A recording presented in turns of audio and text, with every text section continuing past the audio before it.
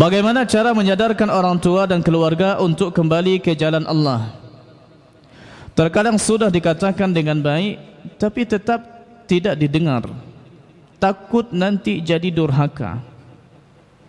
Tidak mengingatkan orang tua yang lalai, itu bukan bagian dari kedurhakaan. Karena kita semua ni hamba Allah Subhanahu wa taala.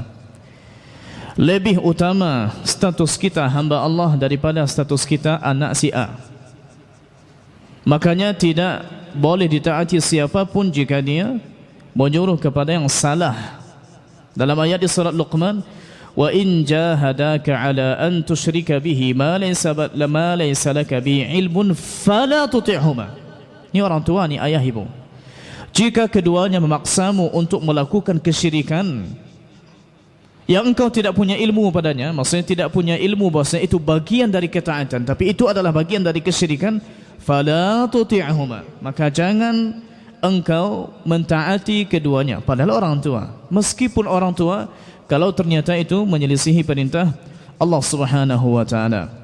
Kalau anak contohnya disuruh oleh orang tuanya, oleh ayahnya, tolong berikan rokok, jangan mau. Jangan mau.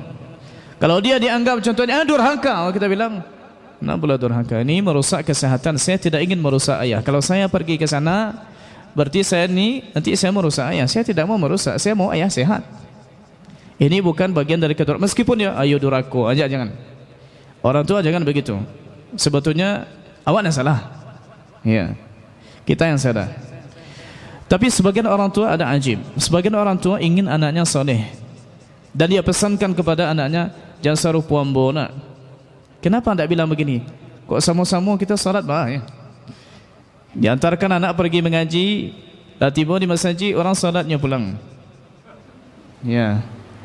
Ini kalau bisa sama-sama masuk surga. Bukan saja menunggu syafaat dari anak. Nantilah engkau salah dan soleh dan alim, nanti cari selambau di neraka nanti. Jangan begini. Belum tentu, ya. Belum tentu kita orang yang layak dapat syafaat nanti. Karena orang yang layak dapat syafaat itu syaratnya adalah diridai oleh Allah Subhanahu wa taala untuk diberi syafaat. Kalau tak diridai, bagaimana dapat syafaat? Maka jangan berharap pasak lebih besar daripada tiang. Kita dulu yang usaha. Kita yang usaha. Maka untuk mendakwahi orang tua dan keluarga ini baik-baik. Tidak ada dosa yang lebih dahsyat daripada syirik dalam Islam. Dan tidak ada dosa di luar Islam saja yang lebih syirik yang lebih dahsyat daripada kufur. Dan keduanya dilakukan oleh ayah Nabi Ibrahim Azar. Kufur ia, syirik pun ia. Tapi ketika mendakwahinya, Nabi Ibrahim AS memanggilnya dengan panggilan yang sangat lembut. Memanggilnya dengan panggilan abati. Tidak dipanggil dengan panggilan abi. Kalau abi ini umum.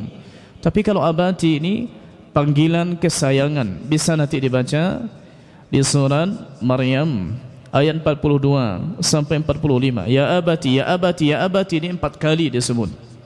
Dan beliau pun menyuruh, melarang juga. Ini anak menyuruh ya, melarang juga. Menyuruh orang tua, melarang orang tua. Di antara bentuk suruhannya adalah, di antaranya bentuknya, apa kata beliau ayat 43? Ya abati inni qad ja'ani minal ilmi ma lam ya'tika fattabi'ni ahdika siratan sawiyyan.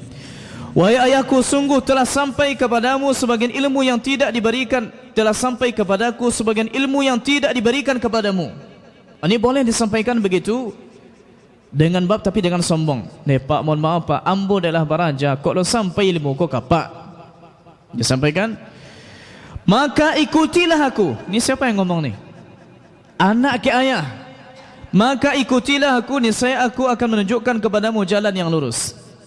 Kemudian larangan lagi, ayat 44. Ya abati la ta'budis syaitan, inna syaitana kana lirrahmani 'asiyan. Wahai ayahku, janganlah engkau menyembah setan. Larangan kan? Sungguh setan itu durhaka kepada Tuhan yang Maha Pengasih. Berarti ada perintah, ada larangan, tidak ada masalah. Karena yang kita sampaikan ini pada hakikatnya perintah Allah Ta'ala, larangan Allah Subhanahu wa Ta'ala. Pokoknya disampaikan sampai kekhawatiran, Pak, ambo menyuruh Pak, kau dek takui apa nanti masuk neraka sama masuk surga lah Pak. Coba kita lihat terjemahan dari ayat 45. Apa kata Ibrahim alaihissalam? Wahai ayahku, aku sungguh khawatir engkau akan ditimpa oleh azab dari Tuhan yang Maha Pengasih sehingga engkau menjadi teman setan. Aku tidak ingin begitu. Kita ingin menjadi teman di surga sana. Apa balasannya? Apa balasan ayah Nabi Ibrahim? Ya kalau begitu ilmu lah sampaikan kau ya bala itu boleh terima oleh. Oh enggak, coba lihat, coba dengar. Qala araghibun anta an alihati ya Ibrahim la illam tantahi la arjumannaka wahjurni maliya. Ayahnya berkata, bencingkah engkau kepada Tuhan-Tuhanku wahai Ibrahim? Jika engkau tidak berhenti juga memberi nasihat kepadaku, pasti engkau akan kurajam, kucambuk. Maka tinggalkanlah aku untuk waktu yang lama. Oh, kalau harus begitu bagaimana? Apa yang dilakukan oleh Nabi Ibrahim? Apa kata? Qala salamun alaika, semoga keselamatan dilimpahkan kepadamu. Aku akan memohonkan ampunan bagimu kepada Tuhanku, sesungguhnya Dia sangat baik kepadaku. Karena waktu itu belum dilarang, ternyata setelahnya dilarang.